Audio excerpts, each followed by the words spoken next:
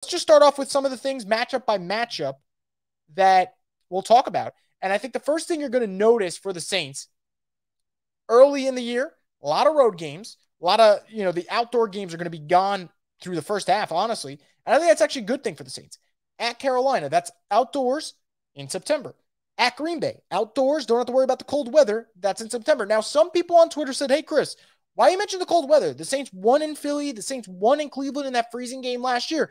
It's not me worried about the Saints playing in the cold weather as much as it would be Derek Carr, who does struggle from time to time in cold weather. And we saw it last year against the Pittsburgh Steelers on Christmas Eve. He had his worst game of the season outside of the Saints one. You could pick and choose either one. That was outdoors. Didn't look great. That was one of the concerns when people linked him to the Jets was, what is he going to do outdoors if he's playing a full season at MetLife? So you get 2 cold weather potential games out of the way in September. I love that aspect for New Orleans. Keeping that theme going, Patriots, week 5, early October, that could be a cold weather game in November, December, January. You're not worrying about that. You're getting it out of the way in October. And then for the rest of the way through for road games for New Orleans, it's actually pretty comical. At the Texans, that's indoors. At the Colts, that's indoors. At the Vikings, that's indoors. At the Falcons, that's also indoors. At Rams, indoors. Week 17 at Bucs, outdoor.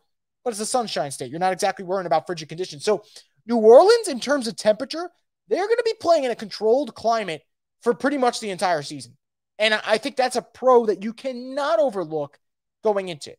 The second thing, and I will go down the teams now as we go through it, and I think this is a big factor for New Orleans. Playing a lot of teams where there is uncertainty at the quarterback position. Let's start off with week 1.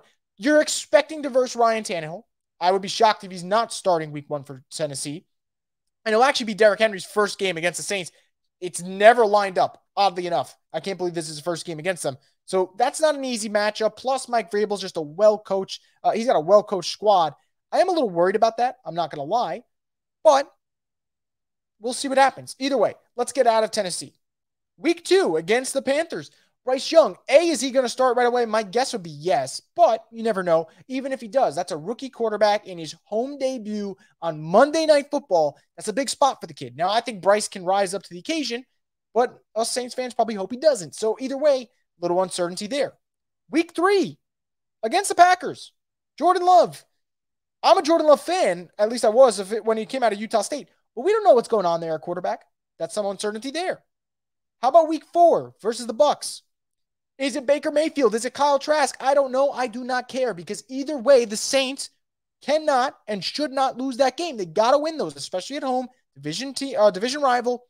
That's a big one there. But still uncertainty. That's going to be a team that's going to have 2 quarterbacks going at it during training camp in Kyle Trask and Baker Mayfield. So uncertainty in that regard. Patriots, week 5. Imagine it's Mac Jones. Would be surprised if it's Bailey Zappi. Either way, though, that's not a huge task at quarterback. Saints played Mac Jones' rookie season. Defense got after him all game long. Week 6, more uncertainty. CJ Stroud for the Texans, that's the guess, but we'll see what happens. And either way, that's another rookie quarterback. Week 7, Trevor Lawrence, Jags. I think he's the best quarterback they're going to face this upcoming season. That's just my opinion. You know what you're getting there. That's a hard matchup. There's no sugarcoating that one. Week 8, is it Gardner Minshew, who the Saints had their way with last season, or is it Anthony Richardson? You probably hope it's Gardner Minshew, to be honest, because Anthony Richardson, if it's his first game, who knows? They could pull some tricks out of the bag. Either way, uncertainty there at quarterback. Week 9 versus the Bears, you know you're getting Justin Fields.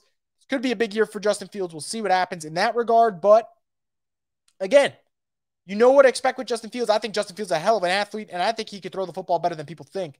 So that's on the tougher side of things. Week 10 versus Kirk Cousins.